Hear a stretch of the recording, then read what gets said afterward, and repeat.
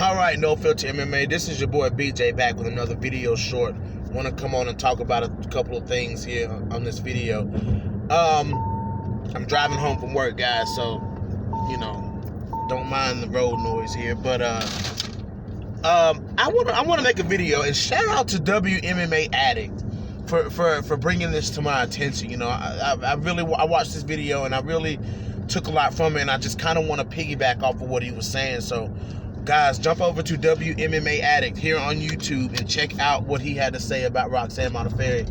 So, nobody's talking about Roxanne Modefferi.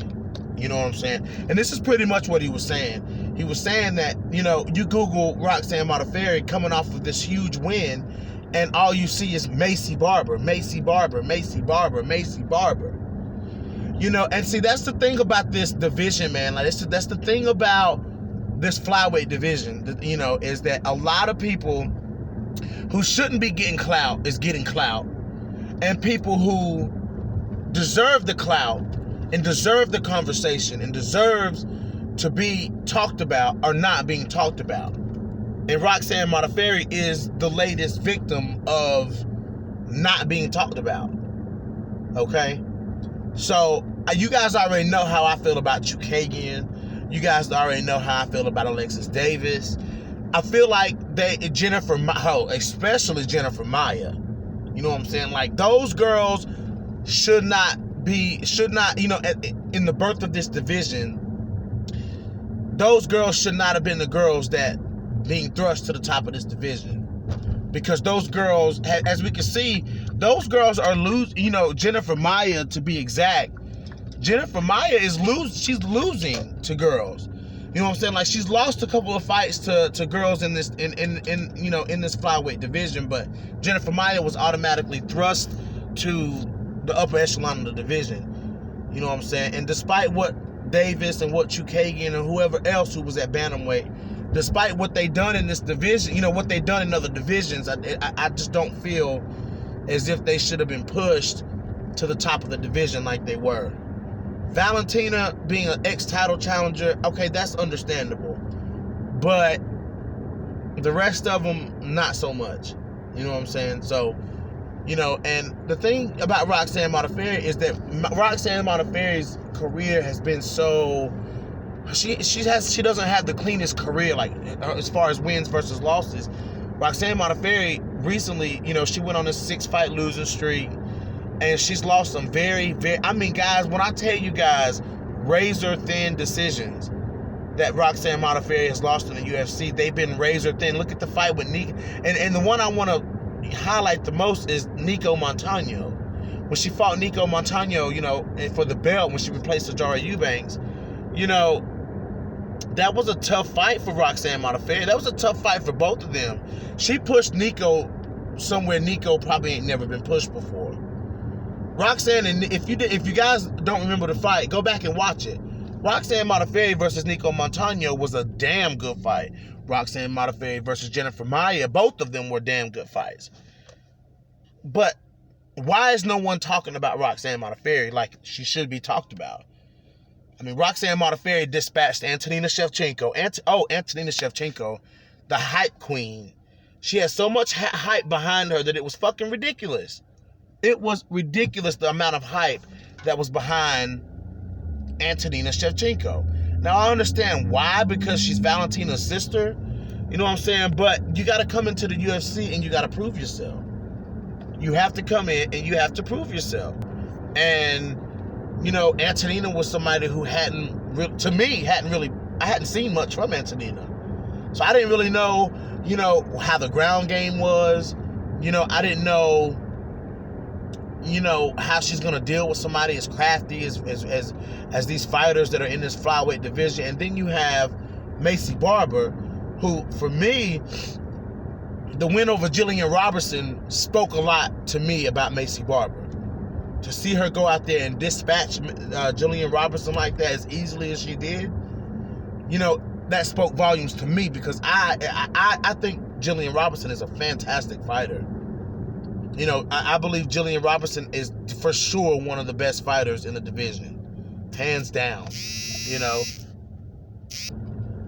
I mean, 100% for sure. I believe Jillian Robertson is one of the best. And to see Macy Barber go out and dispatch Jillian like that spoke a lot. So, you know, and to see Roxanne Modefferi, injury or no injury, and this whole thing about Macy Barber injuring herself in the first 10 seconds of the first round is some bullshit. Her dad is trying to make up for the fact that his daughter just walked in there with an experienced fighter and got her ass whooped. Macy Barber got her ass whooped in the first. She didn't injure herself until halfway through the second round.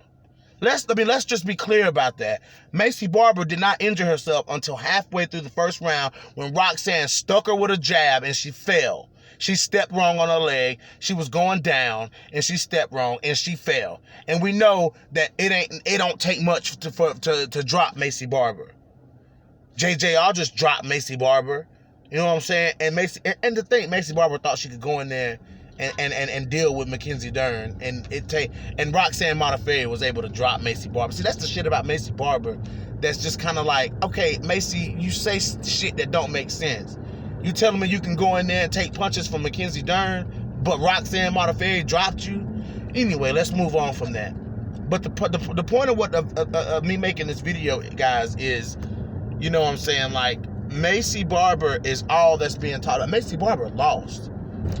You know, and the reason why I believe that nobody's wanting to talk about Roxanne Modefferi is because people don't want to put Roxanne in that conversation. And guys, I'm sorry, but two undefeated rising prospects like Antonina Shevchenko and Macy Barber, who have solid skill sets. You know what I'm saying? Both. And it's highly touted and it's highly talked about, and all the hype that was behind Antonina Shevchenko, you know what I'm saying? And for Roxanne to go in there and dispatch a Shevchenko, you know what I'm saying? That, to me, speaks volume. And then she turns around and does it again to Macy Barber. I mean, guys, we are going to have to put Roxanne Modefferi where the fuck her name is supposed to be at.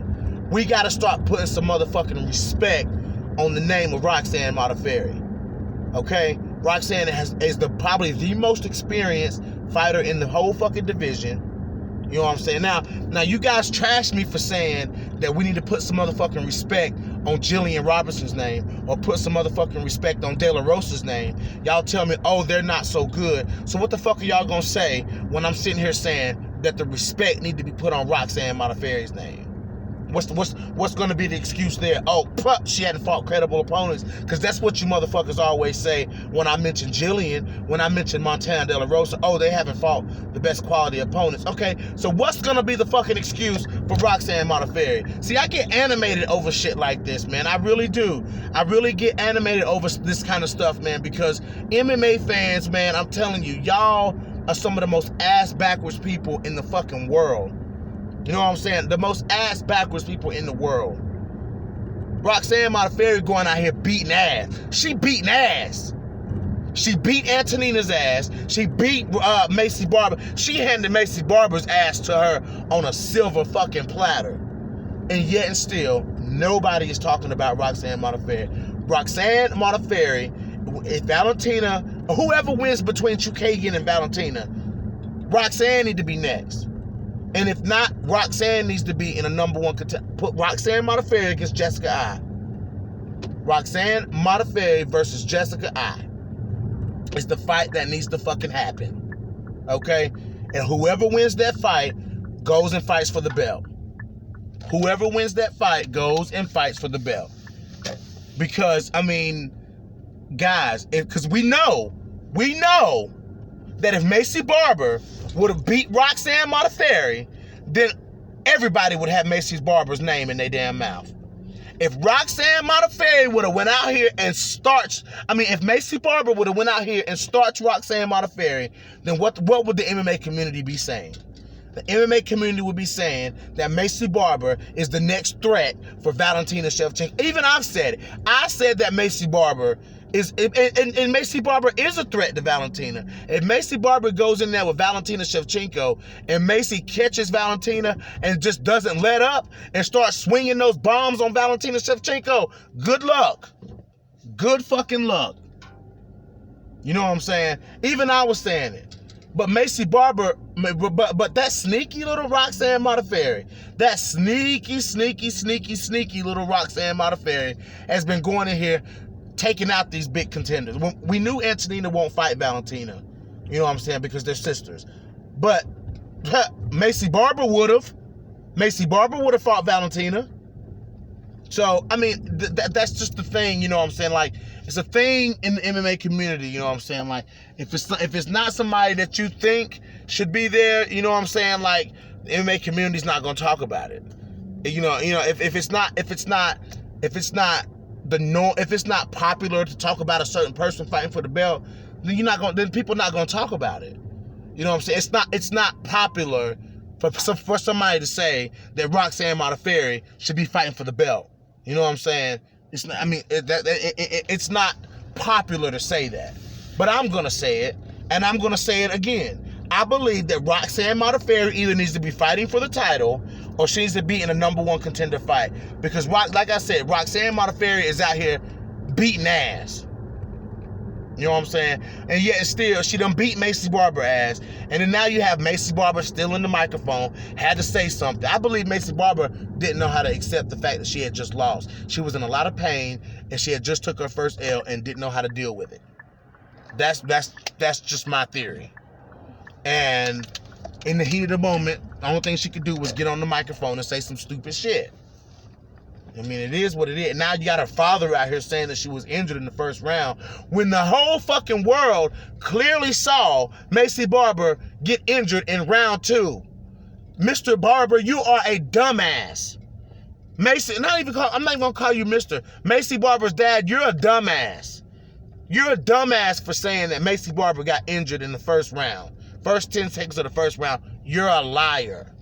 Macy Barber got dominated the first round from start to finish. Macy Barber got dominated.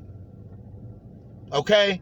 From start to finish of the first round was pure domination by Roxanne Modefferi. So I'm not even buying that shit. I really don't even want to talk about that shit. You know what I'm saying? I don't even want to talk about what he said, because that's stupid. It's stupid to write off the how good Roxanne Modefferi did in that fight. Roxanne Modefferi fought a damn good fight in that fight. She fought a damn good fight. Nobody was giving Thiago Santos.